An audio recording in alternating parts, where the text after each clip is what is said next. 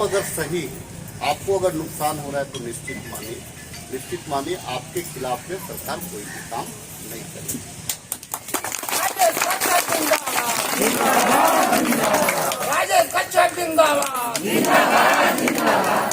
एक चीज है, देखो सरकार की भी योजना होवेला पूजा आकांक्षा के अनुरूप वो के डिमांड रहेगा और क्या बेहतर हो सके। आज उसी कड़ी में ये जो है कि गेतेलसू देव, कुल्लू पोल और जोना, हमको ऐसे प्रतीत हो रहा था कि ये डैम में बहुत सारे लोगों का खेत खलियान डूबा, बहुत सारे लोग विस्थापित भी होना पड़ा, बहुत सारे लोगों को, कुछ लोगों को आंशिक विस्थापन का दंड झेलना पड़ा, कुछ लोगों को संपूर्ण विस्थापन का दंड झेलना पड़ा। और हम जानते हैं कि एक रुक्का गांव, पाचा गांव, तो रुक्का 14 टोला का हम बात कर रहे हैं, 14 टोला है ना? हाँ, 7 छोटा बड़ा मिला करके हम 14 टो मानते हैं। तो ये 14 टोला जो है, पाचा है, सिक्के है, सालन है, फिर आपका आगे बढ़ जाइएगा तो गेतेलसू है, ये तमाम गांधी ग्राम, गेतेलसू टोला पार्ट जो गांधी ग्राम वगैरह जो सिरसा पंचायत का, ये तमाम विस्थापित गाँव। हमारा एक प्रयास निश्चित तौर से हो रहा है कि भाई इन विस्थापितों को कैसे ज़्यादा बेहतर और ज़्यादा सुसज्जित किया जाए, लेकिन हम थोपने वाली काम की बात नहीं करते। और अगर देखा जाए तो ये जो कॉरिडोर बन रहा है, क्योंकि हमारे क्षेत्र में ही है, चाहे गेतेलसू हो, इसका से लेकर के गेतेलसू तक, चाहे आपका हुल्लू हो, चाहे जोना, तो अगर फर्स्ट प्रपोजल अगर सरकार को अगर देने का काम किया है तो वो हमारे माध्यम से निश्चित हो कि हमने इस सोच के साथ में इसको विकसित करने का मतलब एक सोच रखा। जिनका जमीन गया, नौकरी भी नहीं मिला, PhD भी लिया तो आज भी नौकरी नहीं मिला। सिर्फ हम रुका की बात नहीं करते, तो यहाँ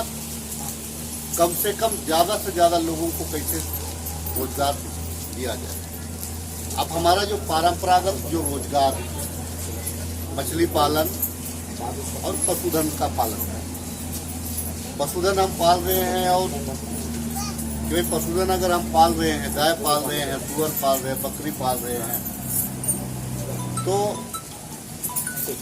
जाहिर सी बात है कि उसके लिए चारागाह चाहिए। चारागाह चाहिए तो उसके लिए भी जमीन चाहिए, और जमीन नहीं रहेगा तो हम भी जान रहे हैं कि पशु आप नहीं पाल सकते हैं, चारागाह उसको नहीं बना सकते हैं। लेकिन हुआ यूँ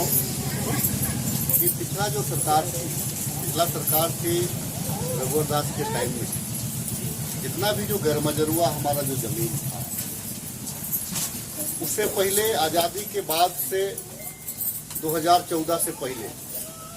वो जमीन गांव की जमीन हुआ करती थी, वो ग्राम सभा की जमीन हुआ करती थी, गांव का एकाधिकार हुआ करता था। लेकिन उस जमीन को सरकार क्या कर दिया कि लैंड बैंक में डाल दिया कि नहीं, ये जमीन हमारा है।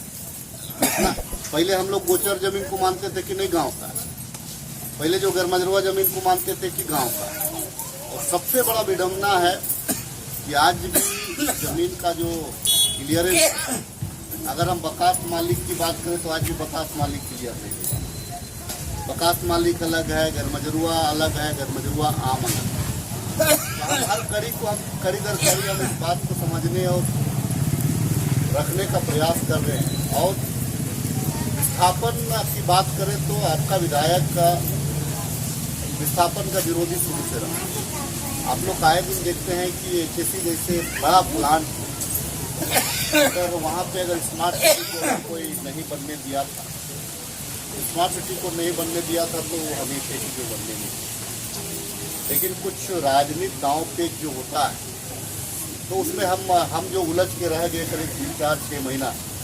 तो 3-4-6 महीना में हमारा उलझन के बाद में स्मार्ट सिटी का रास्ता को उसको खोल दिया। हम जब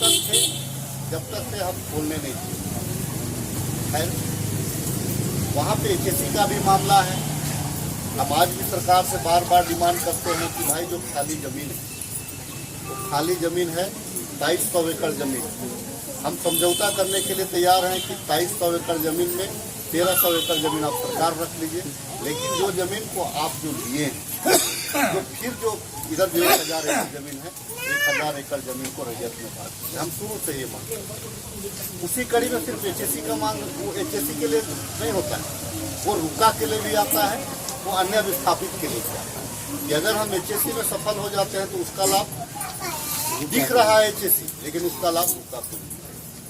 सही बात अब, क्योंकि हमारा तो सोच बन रहा था कि हम इसको पतरातू के तर्ज पर, पतरातू जो डैम है, बहुत सारे लोग घूमने जाते हैं पर दिन कम से कम नहीं भी तो नहीं, वहाँ पे हजारों पर्यटक घूमने जाते हैं। तो पर्यटक घूमने जाते हैं तो हमको देखने को वहाँ जा करके घूमने का अवसर मिला। तो हमको ये देखने को मिल रहा था कि भाई अगल बगल के बहुत सारे लोग हैं, उनका ये था क्या कि कोई पानगुर्दी खोला है, तो कोई होटल खोला है, तो कोई लॉज खोला है, तो कोई किसी न किसी रूप से रोजगार वो कर रहा था। तो हमको लग रहा था कि इन लोग का जीवन शैली और अन्य के वनिस्पत अच्छा है, ये हमारे दिमाग में आ रहा है। उसी कड़ी में हमारा भी प्रपोजल था कि भाई हमारा जो पर्यटन स्थल है, जमीन तो सरकार आप ले लीजिए, लेकिन ले करके सिर्फ हम पानी पिला रहे हैं रांची को, हमको उसका रिटर्निंग कुछ नहीं मिलेगा। अब पानी पूरा रांची पी रहा है हमारा पानी, लेकिन उसका रिटर्निंग हमको नहीं मिल रहा है। तो हमारा सोचना था कि यहाँ पे वैसे कराया जाए कि यहाँ के लोगों को 100% डायरेक्ट इनडायरेक्ट उनको रोजगार से जोड़ा जाए। और ये आंदोलन का समर्थन हम देखिए, हम आज भी कॉरिडोर का हम विरोध नहीं करते। हम आपके पास आए हैं तो हम बहुत जल्दी नहीं बोलते, क्योंकि हमारा लाइफ सोचने का तरीका जो होता है वो हम जो सोचते हैं उसमें नफा नुकसान देखते हैं। हम अपना व्यक्तिगत नफा नुकसान, आपका नफा नुकसान, लेकिन आप जिस प्रकार से हमको बता रहे हैं कि हमारा जो चारागाह है, हम मछली पालन करते हैं।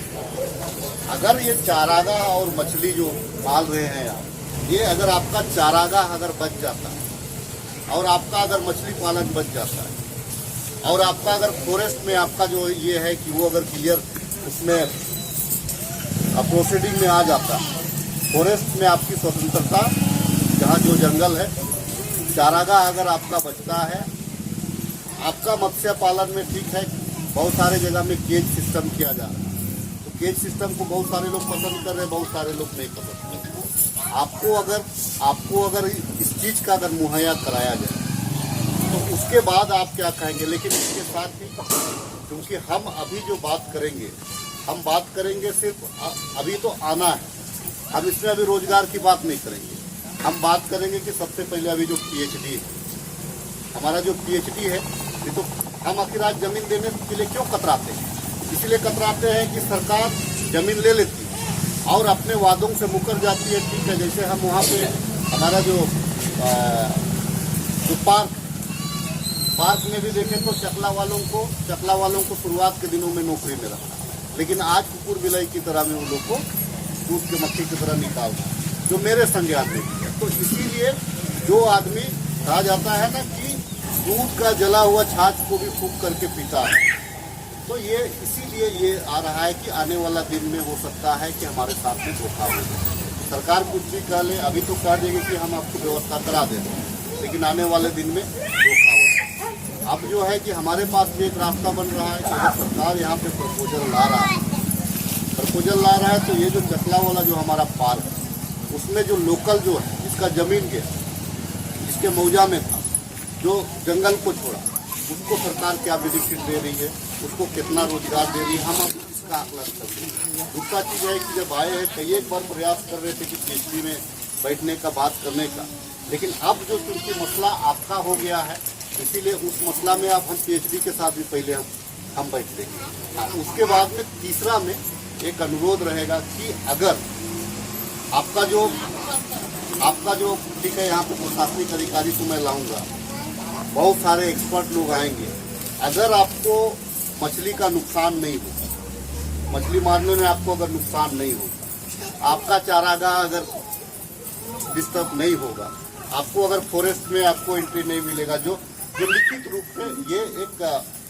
इसको बोला जाता है प्रोसीडिंग का बात कहने का मतलब है कि वो रिटर्न में वो परमानेंट रिटर्न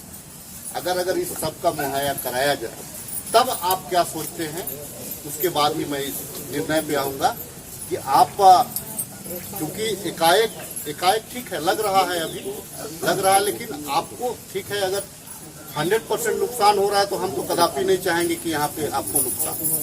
हाँ, लेकिन आंशिक नुकसान में अगर आपको ज्यादा बेनिफिट हो रहा है तो हम उस पर विचार कर सकते हैं। तो चूंकि योजना भी, पैसा भी अलॉटमेंट करीब हो गया, करीब, और हम इसका बड़ा प्रचार भी कर रहे थे कि भाई हम देखिए यहाँ पे इसको हम पर्यटक कॉरिडोर बना रहे हैं, तो यहाँ से लेकर के एकदम जो है कि आपका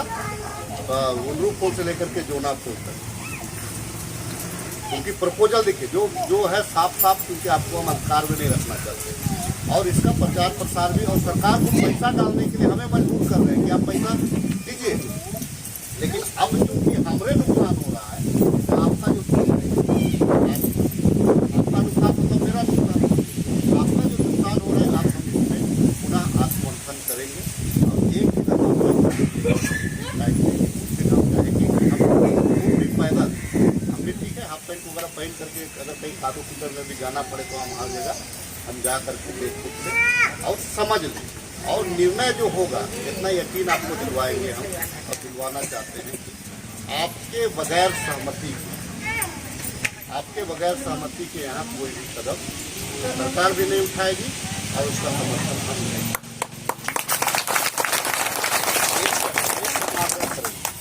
अब क्योंकि ये लड़ाई, अब ये विस्थापन टाइप का लड़ाई को अब सामने आ गया, आप सिर्फ रुका के लिए देख रहे हैं, लेकिन हम अब समुचित के लिए देखते हैं। आप जो है क्या कि क्योंकि पीएचडी हमारे पास में है, पीएचडी में भी सुन रहे हैं कि आप एक दिन, हम जिस दिन आएंगे हम पीएचडी के अधिकारियों को भी वहाँ पे बुलाएंगे। आपको गांव वालों को क्या बेनिफिट हो रहा है, आपके लोगों को कितने लोगों वहाँ पे सेट हुआ है, ये तमाम चीज का आंकड़ा हम देख लेंगे, उनके साथ बैठ करके अधिकारी के साथ में बैठ करके। तो अब जो है कि हम इसको दूसरा रूप से, लेकिन इतना यकीन मानिए कि अब क्योंकि मामला आ गया है पूरे क्षेत्र का। देखिए एक चीज़ तो हम भी जान रहे हैं कि अगर पत्रासी जाएंगे तो हम नहीं डायरेक्ट इनडायरेक्ट में देखिएगा तो वहाँ 20,000 लोगों को डायरेक्ट इनडायरेक्ट में रोजगार है पक्का। तो हम उसी लाइन पे सोच रहे थे कि 20,000 हमारे लोग व्यापार की खोल के, दुकान खोल करके, होटल खोल करके, ये मतलब अपना रोजगार। लेकिन आपका जो अहम चीज़ है कि आपका परंपरागत चीज़ है कि जो मछली मारते हैं, आप जो मछली की बात कर रहे हो, जो जमीन की बात कर रहे हैं, आपके दूसरा मामला है, आप चाहें कि जमीन आपका सुरक्षित रहे, और आपका जो परंपरागत पेशा है तेल बनने के बाद वो मछली वाला पेशा आपका वो कैसे पूरा करेगा। तमाम एक दिन हम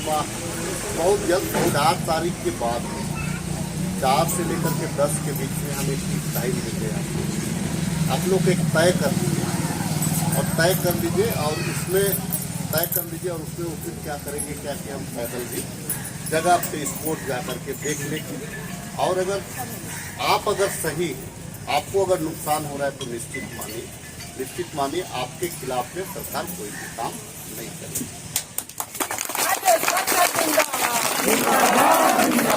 राजेश कच्छप जिंदाबाद, विधायक साहब जिंदाबाद।